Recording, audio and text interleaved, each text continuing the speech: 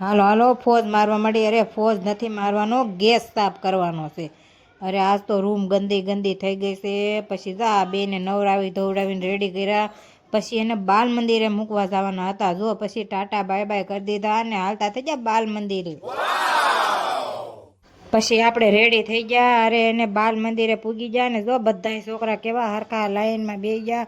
અરે બાલ મંદિરે મજા આવે. પછી જા હેમાંશુને એને મૂકીને આવી ગઈ ઘેરે. અરે ઓસાડ ને એવું પાથરવાનું હતું. પછી બધું કામ કર્યું. અરે નવરું થવાનું હતું. પછી ઓસાડ પાથરી રહી ત્યાં પાર્સલ આવી ગયું.